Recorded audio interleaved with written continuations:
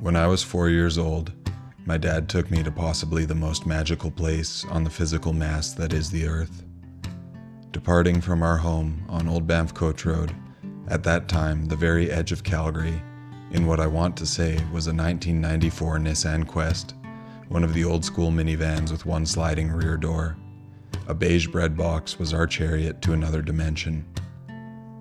Around the stony reservation, the landscape begins to take the shape of what Warren Miller once described as the work of God with a backhoe.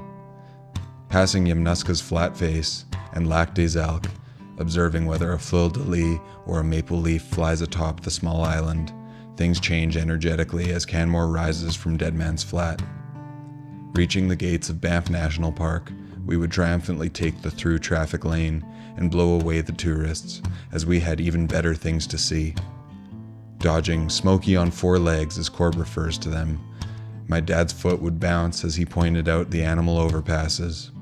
By this point in the summer, Lake Louise had assumed its status as some form of tiny, beautiful Los Angeles, though this was of little concern to us with better places to be. For those brave enough to bypass the postcard-worthy body of water lies the highway to heaven, the Icefields Parkway.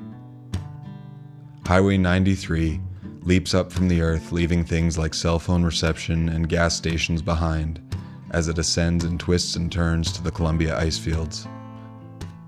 Though the Icefields Interpretive Center is a tourist trap that my dad would have skipped, how could you not take your 4-year-old son on a monster bus?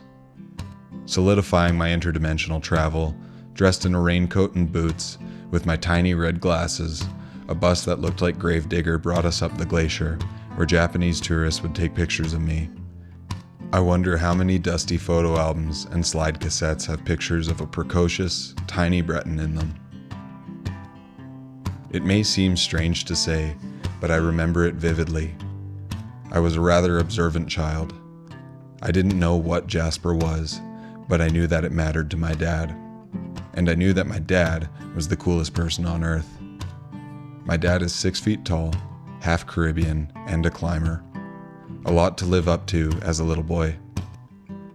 We would leave the ice fields and go on to a place where my grandparents took him as a kid, to set up camp in one of his shortlist sites at Whistler's Campground. There's something impossible to put into words about the old growth forests, the air so cool and fresh, and watching your father assemble a home from the back of the van ingrains his status as a Norse god. Marshmallows and smokies, that campfire smell, and elk. It almost frustrates me that I can't better describe the way that the air feels in Jasper, but therein lies its most special and extraterrestrial quality. My dad lived in this storybook town as a young man, and has a good time pointing out the mountains he climbed, the bars where he messed with the cops, the lakes he portaged, and the record ascents he claimed. At the age of 4, my father stood above me as the picture of a man. He was what I would need to become. My father is brave, tenacious, ambitious, and has the quickest wit of anyone I have ever encountered. He knows about airplanes and cars, and can tell you stories of his life that sound like they were written by Seth Rogen and Judd Apatow at 4 a.m. on a night that the weed was particularly good. In addition to the previous set of attributes and accolades, he runs a successful photography business. Big Ed was and predominantly is what it means to be a man. If this is a high bar for a 4-year-old, it becomes more magnificent yet, as one grows and becomes conscious of the absurdity of it all. As I aged, I was not an athletic kid, and in fact, I was a fat kid. I hated organized sports, hiking, and most things to do with exercise. I found that I loved the thoughtful parts of life, reading books with my mom and picking berries with grandma. Climbing mountains was terrifying, having another piece of apple crumble was not. I never needed to assert my value or compete with the women in my life. The men, on the other hand, of which I come from a long line of honorable, intelligent, and ambitious providers, had something to prove. At family gatherings, it was men who had disputes over how to best fix the thing, who needed to throw balls and wrestle or fix the redacted snowmobile. I don't intend to criticize the men in my life. Quite the opposite, actually.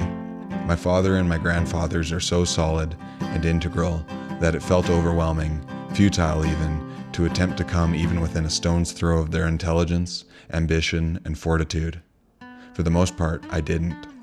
I essentially rejected all things that I thought to be manly. Sports? No. Fighting? No. Rough and tumble play? No thank you. The color pink? Yes. Avril Lavigne? Yes. Submissive behavior? Absolutely. For a lot of my life, I felt like a failed man.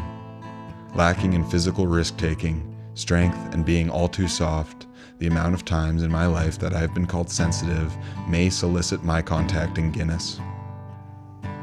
When Dallas Green would leave Alexis on Fire to form City and Colour, I didn't care for the music initially, but my world would change upon hearing the record Bring Me Your Love.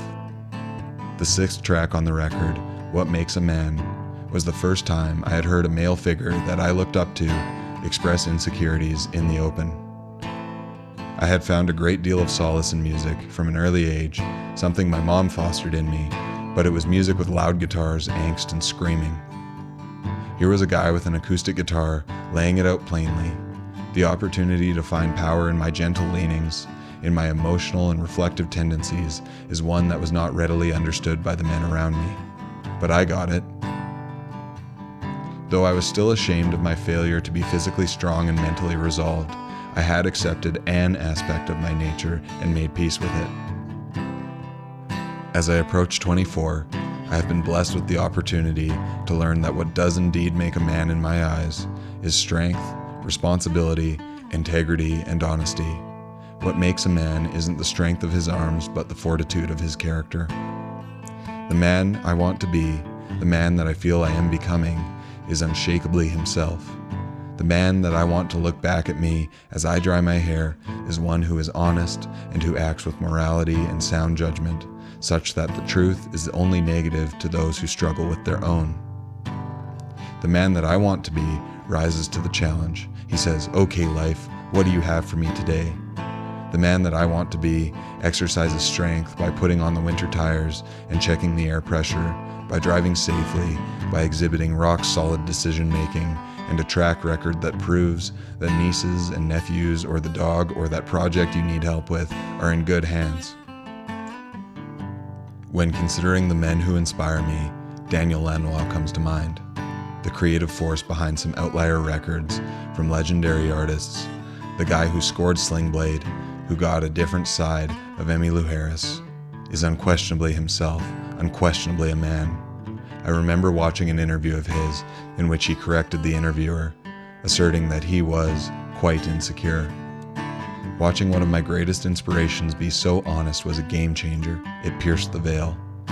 I didn't have to be perfect. As I grow and evolve, I realize more and more that a man in my eyes is unashamed, says the uncomfortable thing, and asks the difficult questions. The man I want to be isn't guarded, but rather is so well enforced that sincerity doesn't pose a liability. My trip up the road to my personal salvation was really one of exploration, in which I prayed and asked and wanted. I asked the mountains, the powers that be, for my purpose. I wanted to know where I'm meant to be and what I'm meant to contribute.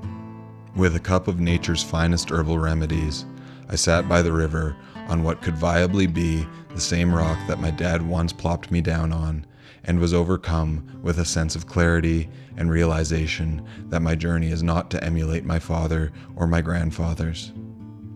My journey on this earth in this lifetime is one of seeking and sharing, seeking comfort, solace, and love, such that I can share them with those who need them.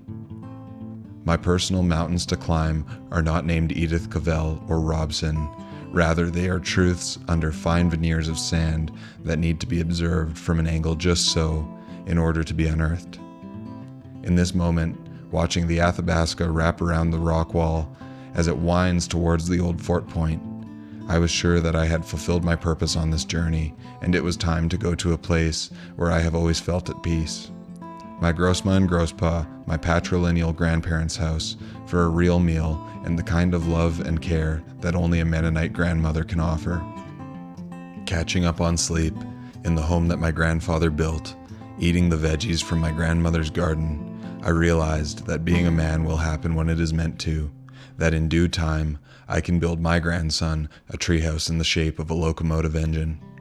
But for now, I can let Grossma feed me meatballs and gravy and hear the stories of how Grosspa developed innovative refrigeration solutions. The path to becoming a man may be one that takes its time. In the meanwhile, be kind, be generous, and learn the stories of the old folks so that someday you may pass off their wisdom as your own.